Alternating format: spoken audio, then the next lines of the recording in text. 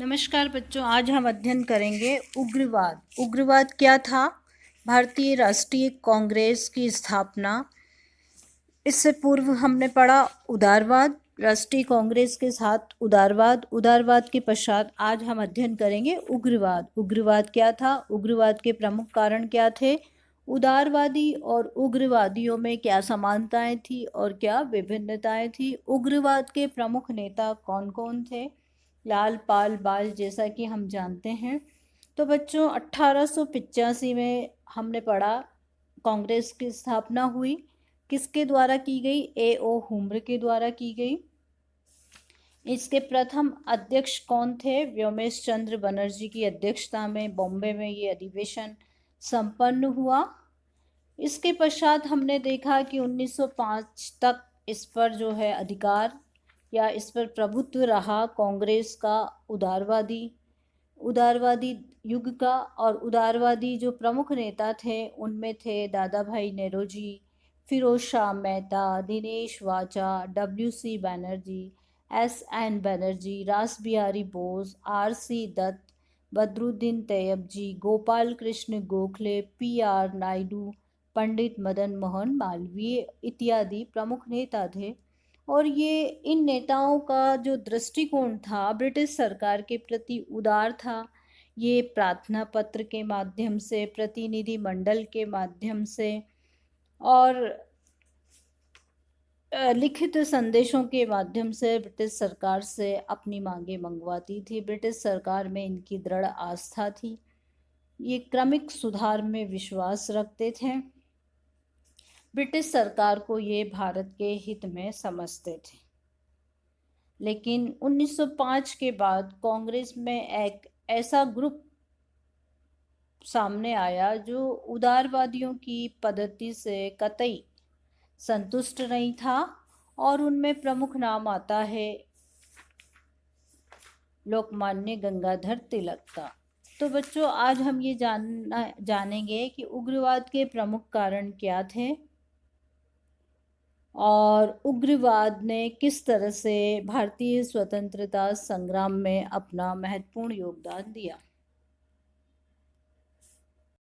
उग्रवाद के प्रमुख कारणों में अंग्रेजी राज्य के सही स्वरूप की पहचान, उदारवादियों की उपलब्धियों से असंतोष, अनुदार दल का प्रशासन, भारत और विदेशों में रंगभेद की नीति, अकाल और महामारी का प्रकोप। इसके अलावा शिक्षा का विकास, आत्मविश्वास और आत्मसम्मान में वृद्धि, धार्मिक और सामाजिक आंदोलन।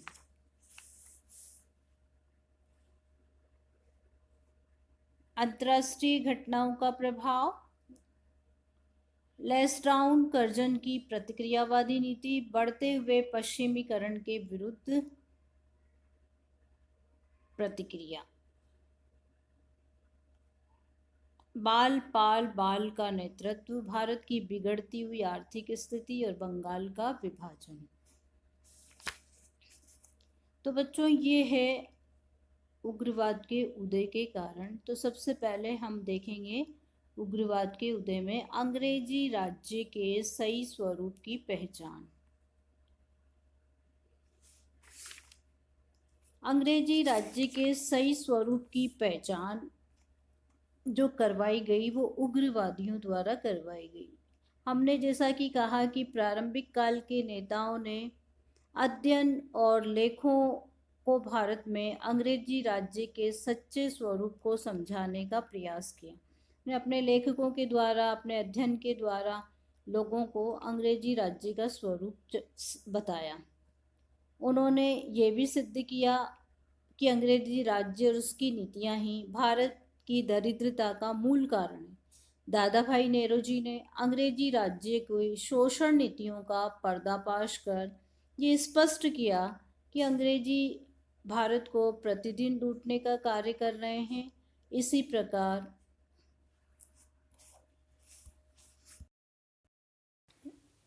उग्रवाद के उदय के कारणों में सबसे पहले हम अध्ययन करेंगे अंग्रेजी राज्य के सही स्वरूप की पहचान। प्रारंभिक काल के नेताओं ने अपने अध्ययन और लेखों के माध्यम से भारत में अंग्रेजी राज्य के सच्चे स्वरूप को समझाने का प्रयास किया। इसी श्रृंखला में हम नाम लेंगे दादा भाई नेहरू जी का, जिन्होंने अंग्रेजी राज्य की शोषण पूर्ण नीतियों का पर्दाफाश कर ये स्पष्ट किया कि अंग्रेज भारत को प्रतिदिन लूटने के काम में लगे हुए हैं। इसी प्रकार के कार्य आनंद चार्लू, दिनशा वाचा, गोपाल कृष्ण गोखले, मदन मोहन मालवीय आदि ने भी स्पष्ट किया कि अंग्रेजों का वास्तविक उद्देश्य या वास्तविक कार्य है वो है लूटना।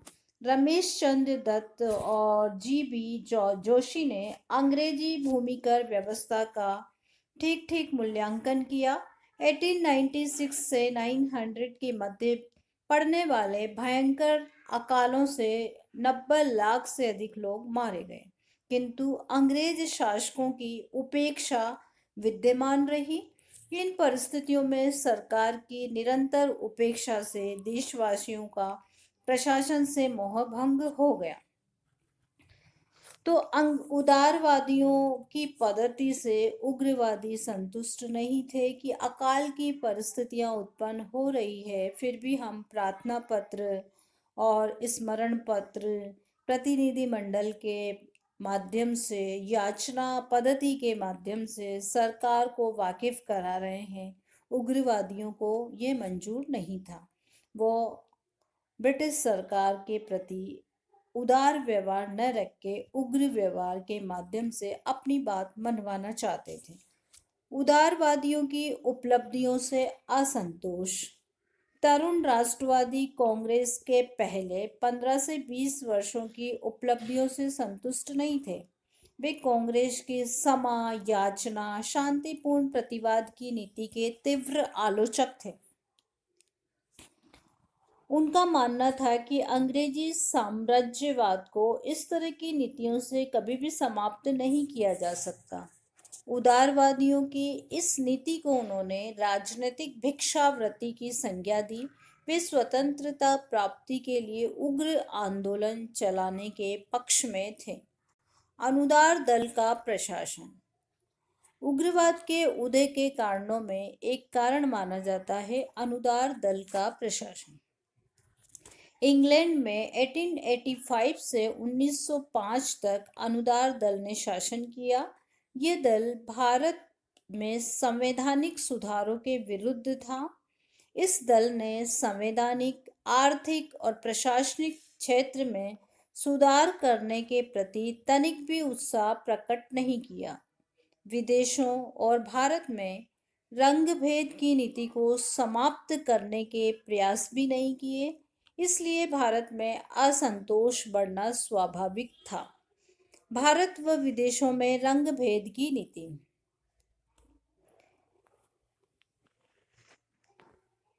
भारत में और विदेशों में पूर्वी एशिया, फिजी, मॉरिशस, दक्षिण अफ्रीका, कनाडा, ऑस्ट्रेलिया, न्यूजीलैंड और अन्य देशों में जीविका उपार्जन के लिए भारतीय काफी संख्या में बस गए थे। वहां पर उनके साथ दुर्व्यवहार किया जाता था। इसके प्रति कांग्रेस ने लगातार सरकार का ध्यान आकर्षित किया। भारत में भी यूरोपियों द्वारा इस प्रकार के व्यवहार का अंत करने का प्रयास किया गया। अकाल व महामारी का प्रकोप। 19वीं शताब्दी के अंतिम दशक के अधिकांश भाग में भारत के अनेक प्रदेश दुर्भिक्ष और अकाल से पीड़ित रहे। 1896-97 में दुर्भिक्ष ने 70,000 वर्ग मील के 7 करोड़ मनुष्यों को प्रभावित किया। इस दुर्भिक्ष के समय बम्बई प्रांत के दक्षिण भाग में भयंकर प्लेग फैला। बम्बई और पूना में प्लेग के प्रकोप को कम करने के लिए अंग्रेज अधिकारियों ने अविवेकपूर्ण निर्दयता से काम किया। प्लेग कमिश्नर रेड के आदेश से सैनिकों और सिपाहियों ने मनमाना व्यवहार किया। तिलक ने अपने पत्रिका केसरी में इसका विरोध किया और महाराष्ट्र के नवयुवकों को हिंसात्मक कार्यवाहियों के लिए उकसाने के आरोप में तिलक को 18 मास का कठोर कारावास ब्रिटिश सरकार द्वारा दिया गया। इन घटनाओं से जनता में बड़ा रोष फैला और अकालों में 1899 का अकाल सर्वाधिक भयंकर अकाल था। इसका प्रकोप 1901 तक रहा। पहले की भांति इस अकाल में भी सरकार ने राहत कार्यों का समुचित प्रबंध नहीं किया। लोग भूख से, कमजोरी से मरने लगे। मरने वाले में पशुओं की संख्या भी बहुत अधिक थी। तो अकाल, महामारी, रंग भेद की नीति, अनुदार दल का प्रशासन और उदारवादियों की जो राजनीतिक भिक्षावृत्ति की प्रवृत्तियां थी, उससे उग्रवादी संतुष्ट नहीं थे और एक नए तरीके से, उग्र तरीके से ब्रिटिश सरकार के समक्ष अपनी मांगे वो रखना चाहते थे। इसके अतिरिक्त उग्रवाद के उदय में शिक्षा का विकास महत्वपूर्ण रहा।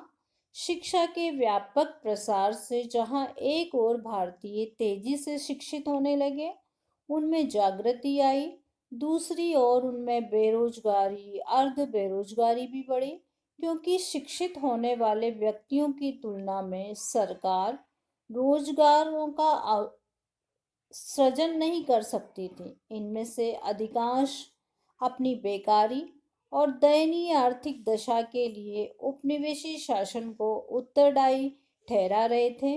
धीरे धीरे वे विदेशी शासन को नष्ट करने के लिए उग्रवाद की ओर झुकने लगे।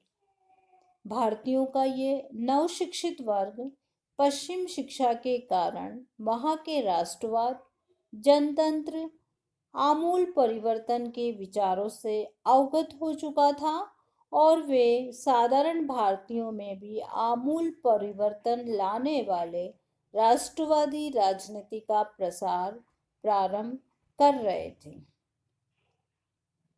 आत्मविश्वास और आत्मसम्मान में वृद्धि।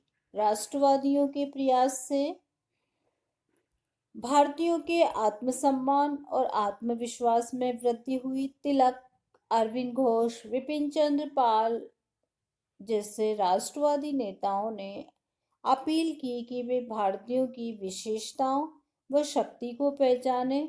धीरे धीरे ये धारणा बलवती होने लगी कि जनसाधारण के सहयोग के बिना स्वतंत्रता प्राप्ति के लक्ष्यों तक नहीं पहुंचा जा सकता। धार्मिक और सामाजिक आंदोलनों का प्रभाव। प्रारंभिक कांग्रेसी नेता पश्चिमी सभ्यता से बहुत अधिक प्रभावित थे। वे मानते थे कि भारत की प्रगति के लिए ब्रिटिश शासन हितकारी है। 19वीं शताब्दी के अंतिम दशकों में सुधारवादी नेताओं ने प्राचीन भारत की महानता को जनता के सामने रखा, उनमें आत्मविश्वास को जागृत किया। विवेकानंद ने भारत की आध्यात्मिक श्रेष्ठता का प्रचार विदेशों में किया। उन्होंने कहा कि देश की स्वतंत्रता के बिना जनता की उन्नति नहीं हो सकती। दयानंद ने स्वदेशी शासन को विदेशी शासन से लाख गुना अच्छा बताया। अरविंद घोष ने स्वाधीनता जीवन का लक्ष्य होना चाहिए। धर्म और समाज के पुनर्निर्माण में से प्रभावित होकर तिलक ने हिंदू उत्सव संगठनों को महत्व दिया। थियोसॉफिकल सोसाइटी के सदस्यों ने हिंदू पद्धति को पश्चिम सभ्यता से बढ़कर बताया। तो धार्मिक जो आंदोलन इस समय चल रहे थे बच्चों, जैसे स्वामी विवेकानंद द्वारा रामकृष्ण मिशन के माध्यम से कार्य किया जा रहा था, दयानंद सरस्वती द्वारा आर्य समाज के माध्यम से कार्य किया जा रहा था, अरविंद घोष के द्वारा कार्य किए जा रहे थे। तिलक ने जो है धार्मिक उत्सवों को राष्ट्रीयता के विकास में सहयोग देने हेतु गणपति उत्सव प्रारंभ किया। तो ये सारे जो कारण रहे वो उग्रवाद के प्रमुख कारण माने जाते हैं।